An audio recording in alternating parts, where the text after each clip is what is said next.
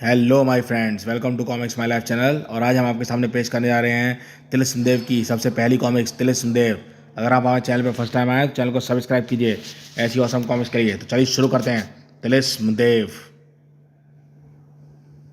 ये देख सकते हैं कवर पर तिलस्म सीरीज। तिलस्म। किसी समय शातुल्य नगरी के राजा ने संतान प्राप्ति के लिए विष्णु भगवान की घोर तपस्या की। ओम विष्णु, ओम विष्णु। भगवान विष्णु की तपस्या से प्रसन्न होकर प्रकट हुए। हम तुम्हारी तपस्या से प्रसन्न हैं। राजन, मांगो, क्या वर मांगते हो? भगवान, माँ लक्ष्मी, मेरे दुखों का अंत कीजिए, क्योंकि मुझे संतान का वर दीजिए। प्रभु राजन, आपकी स्त्री रानी देवपा को 2 संतानें होंगी, क्या सच भगवान? हाँ राजन, उनमें से एक संतान कन्या के रूप में जन्म लेगी, किंतु ध्यान रहे राजन, कन्या से विवाह उसकी इच्छा के विरुद्ध करने वाला व्यक्ति जीवित नहीं होगा। इतना कहने के साथ ही भगवान विष्णु और माँ लक्ष्मी अंतर्धान हो गए। धन्य हो प्रभु, धन्य हो माँ, आज मेरी मनोकामना पूर्ण हो गई। रानी सुनेगी तो हमारे प्रसन्नता के नाच उठेगी। महल में कदम रख लिया उन्होंने। रानी, रानी देव का, अरे महाराज, महाराज लौट आए, महारानी को सूचित करो। महारानी जी, महारानी जी, महाराज लौट आए। महारानी जी, क्या? महारानी देव का, हमारी बरसों की तपस्या का फल हमें मिल गया। महारानी देव का, महाराज, आहा। सहसा महारानी देव का लड़खड़ाई, आहा महाराज। महारानी, क्या हुआ इन्हें? अरे महारानी जी को क्या हुआ? कुछ ही देर बाद राजवैद्य ने देवका का निरीक्षण करके तत्पश्चात घोषणा की, बधाई हो महाराज, महारानी जी माँ बनने वाली हैं और आप पिता बनने वाले हैं। माँ, क्या सच? भगवान विष्णु और लक्ष्मी के वरदान के फलस्वरूप रानी देवका ने कन्या एवं पुत्र को जन्म दिया। आहा, आज हम बेहद प्रसन्न हैं। रानी देवका बेहद प्रसन्न। आज हम कन्या का नाम महक और पुत्र का नाम शतबली रखा गया। आहा, राजकुमार और राजकुमारी घोड़ों पर बैठेंगे। राजकुमार धलबली की शिक्षा गुरुकुल में शंकराचार्य की देखरेख में चलने लगी। शाबाश धतबली, बाण चढ़ाओ। इधर राजकुमारी भी दास दासियों के बीच बड़े होने लगी। आज हम राजकुमारी तैरना सीखेंगी। ज्यों ज्यों राजकुमारी बड़ी होती गई, उसकी सुंदरता में 4 चांद लगते गए। आहा, इंद्र की अप्सरा भी इस रूप में आपको देख ले तो राजकुमारी महक तो जलकर कोयला हो जाए। चल हट, ठिठोली मत कर। इधर राजकुमारी का रूप सौंदर्य दूर दूर तक राजा महाराजाओं और राजकुमारों में चर्चा का विषय बना हुआ था। और उधर नागलोक में नागों का राजा नागदेव, हा हा, क्या तुम सब मिलकर ही मुझे परास्त नहीं कर सकते? हा हा हा हा। शीघ्री, आहा, उफ, ओहो, हा हा, देखा वासुकी, पूरा नाग भी मिलकर मुझे परास्त नहीं कर सका। हा हा। मनोरंजन के उन क्षण के पश्चात, हा हा हा, सुंदरता को लज्जा देने वाली 7 पत्नियों के साथ अठेलियां करता हुआ नागदेव, ओफ, कितना खुशकिस्मत हूँ मैं। तीनों लोकों में तुम जैसी अपूर्व सुंदरियां कहाँ मिलेंगी, और कामदेव को भी लज्जा देने वाली ऐसी सुंदर बलिष्ठ पुरुष भला और कहाँ होगा। और वार्तालाप का हिस्सा सुनते हुए नारद मुनि के होठों में एक चंचल मुस्कान फैल गई। नारायण नारायण, लगता है नागों के राजा नागदेव को अपनी पत्नियों की सुंदरता पर अति घमंड हो गया है। क्यों ना इसके घमंड को चूर चूर किया जाए। दूसरे ही क्षण देव मुनि नारद नागलोक में राजा नागदेव के सामने खड़े थे। नारायण नारायण। अरे देव ऋषि नारद मुनि, प्रणाम ऋषिवर। मेरे अहोभाग्य, जो आप नागलोक में पधारे देव ऋषि, मुझे और अपूर्व सुंदर पत्नियों को आशीर्वाद दीजिए देव मुनि। नारायण नारायण। बस नागदेव, क्या तुम्हें पूर्ण विश्वास है कि तुम्हारी 7 स्त्रियां जैसी सुंदरता नागलोक में कहीं नहीं है? नागलोक क्या चीज़ है? ऐसी सुंदरता तीनों लोकों में कहीं नहीं है, स्वयं इंद्र के दरबार में भी नहीं। नारायण नारायण। किंतु नागदेव, तुम शायद शातुल्य नगरी के राजा शातुल्य के महल की ओर कभी नहीं गए। आपकी इस बात का क्या अर्थ है मुनि नारद? कल राजकुमारी महक का स्वयंवर है। राजा नागदेव, स्वयं ही जाकर देख लो। नारायण नारायण। राजा शांतनु, स्वयंवर? हम अवश्य जाएंगे मुनिवर। अगले दिन नागलोक की बाम्बी से एक नाग बाहर निकला। नाग नागदेव में परिवर्तित हो गया। मुझे मनुष्य के ही वेश में शातुल्य महल जाना चाहिए। अगर स्वयंवर की दुल्हन मेरी पत्नियों से भी सुंदर हुई तो केवल मेरी दुल्हन बनना होगा।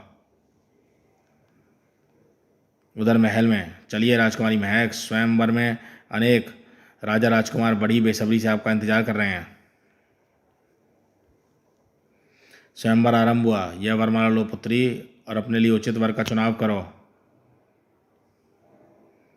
जो आज्ञा पिताजी। राजकुमार के रूप में सौंदर्य का जादू उपस्थित प्रत्येक विशिष्ट व्यक्ति पर पड़ा हुआ था। उफ, पता नहीं ये परी किसके गले में वरमाला डालेगी। अद्वितीय सुंदरी, मेरे जैसा बलिष्ठ और सुंदर पुरुष तो यहाँ कोई दिखाई नहीं पड़ता। राजकुमारी महक सभी राजाओं व कुमारों के निकट एक चक्कर लगाकर जैसी एक राजकुमार के निकट पहुंची। ठहरो।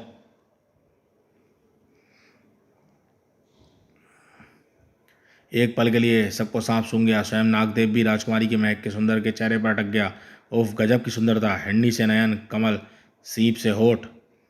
तुम मेरी हो राजकुमारी महक, मेरी हो तुम। इस वरमाला पर केवल मेरा अधिकार है। इसे मेरे गले में डालो। सौंदर्य की प्रतिमा दूसरे ही पल कई तलवारों से घिर गया वह। ओहो, कौन हो तुम? आपने अभी दामाद को अभी तक नहीं पहचाना महाराज? आहा पिताश्री। ओहो, तेरी ये जुर्रत! उड़ा दो इस गुस्ताख की गर्दन। राजा शातुल्य का आदेश मिलते ही कई तलवारें नागदेव पर झपट पड़ी। ठीक उसी पल हा हा हा हा, सांय सांय सांय। अरे यह तो सांप है, सांप सांप मायावी। नागदेव उछलकर राजकुमारी महक के गले में जा लिपटा। आहा, बचाइए हमें। यह देख शातुल्य चीख पड़े। दुष्ट, अगर तूने राजकुमारी को उसकी इच्छा के विरुद्ध अपना बनाने की चेष्टा की तो माँ लक्ष्मी का आशीर्वाद तेरे लिए शाप बन जाएगा। हाँ हाँ, मुझे शाप से भयभीत मत करो राजन। मैं राजकुमारी महक को देख लेने के बाद अब छोड़ नहीं सकता। सब लोग मेरे रास्ते से हट जाओ, अन्यथा अपनी तबाही के लिए आप स्वयं जिम्मेदार हो गए।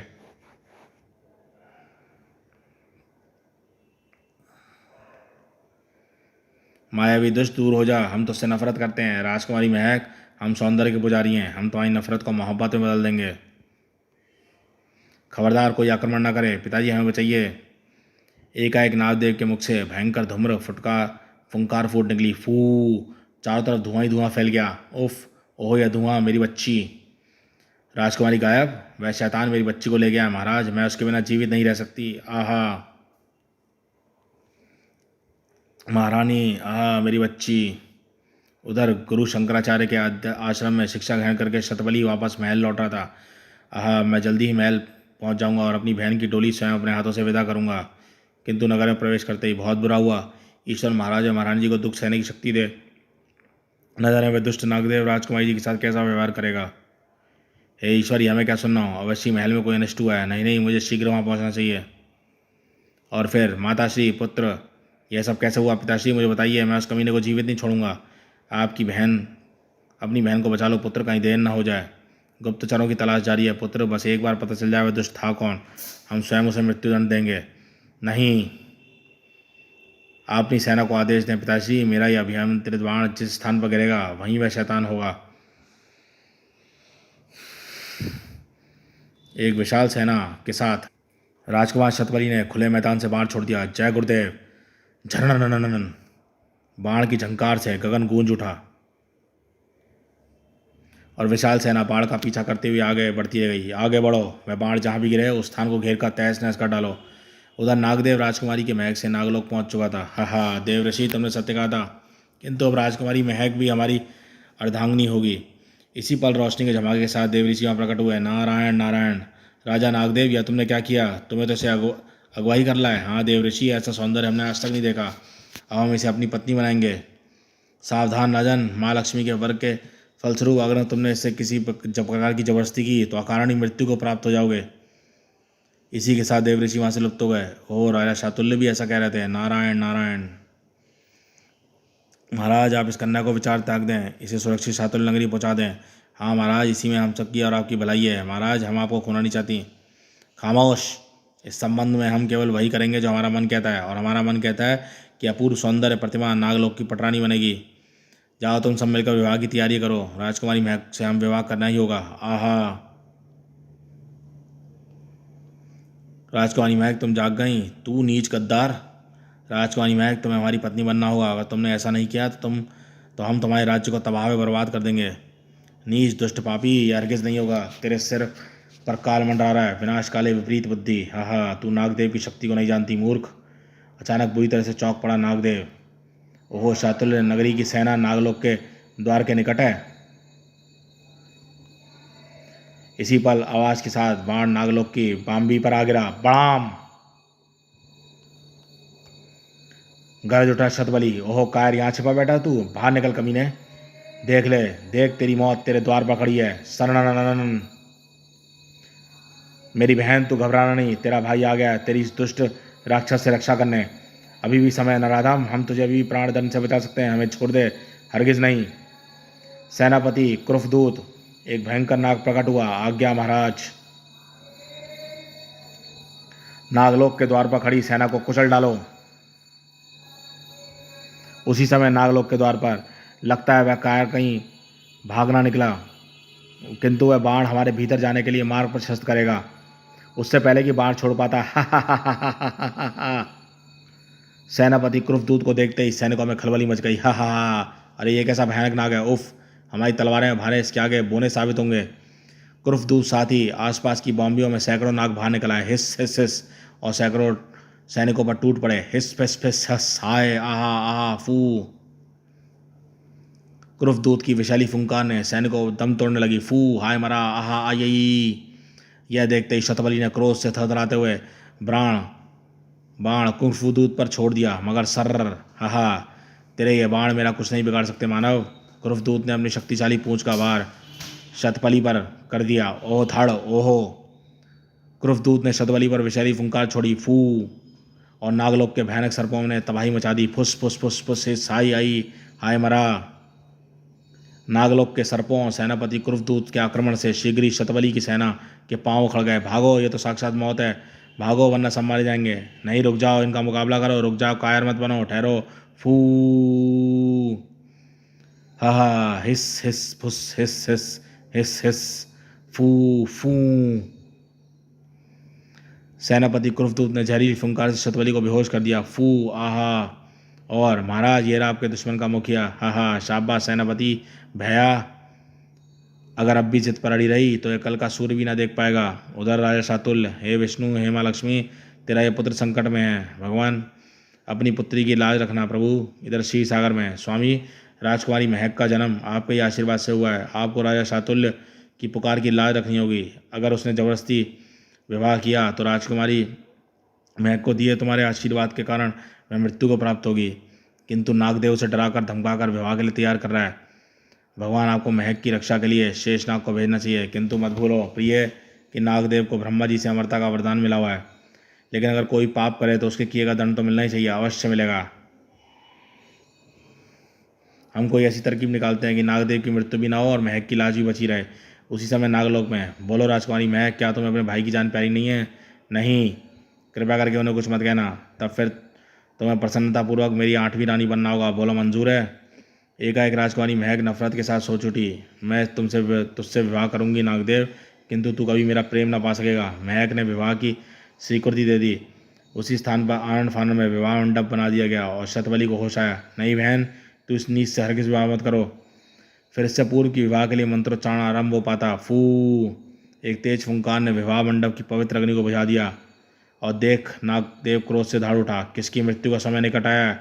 जो लंगन मंडप की पवित्र अग्नि किसने बुझाई? सामने आए। शेषनाग प्रकट हो गया। फू, शेषनाग, हाँ नागदेव, मुझे इस कन्या की लाज बचाने के लिए यहाँ आना पड़ा।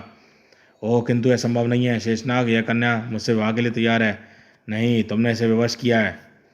मैं इस कन्या और उसके भाई को यहाँ से ले जाने आया हूँ। नहीं। क्रुफदूत, शेषनाग को रोको। क्रुफदूत, शेषनाग। स्वामी की आज्ञा पाकर क्रुफदूत शेषनाग से टकरा गया। मैं जानता हूँ कि भगवान के अवतार शेषनाग से टकराकर मैं मृत्यु को प्राप्त होऊंगा, किंतु स्वामी का आदेश मानने को मैं मजबूर हूँ। दोनों में रक्तम जंग छिड़ गई। हिस फिस हिस हिस, शेषनाग ने क्रुफदूत के प्राण छीन लिए। क्रुफदूत का शरीर पिघलने लगा। यह देख नागदेव का चेहरा एकाएक परिवर्तित हो गया। शेषनाग, मेरे सेनापति को मारकर भी तुम बच नहीं सकते। शेषनाग और नागदेव आपस में टकरा गए। फू हिस फुस, खूनी जंग आरंभ हुई। फू फिस।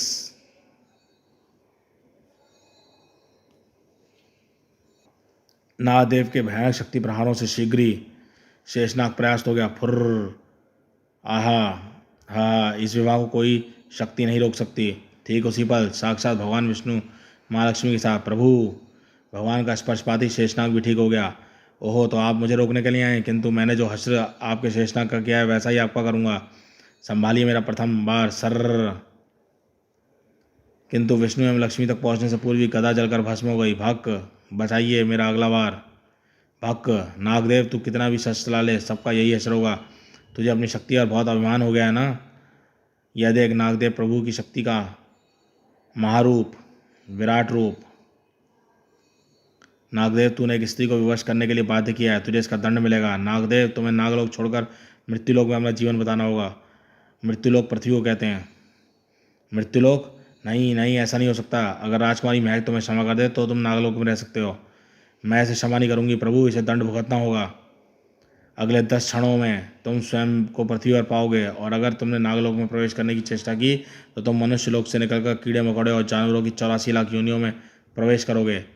इसी के साथ शेषनाग पर विराजमान भगवान विष्णु व लक्ष्मी अंतर्धान हो गए। नहीं नहीं प्रभु, मुझे इतना कठोर दंड मत दीजिए, मुझे क्षमा करें प्रभु।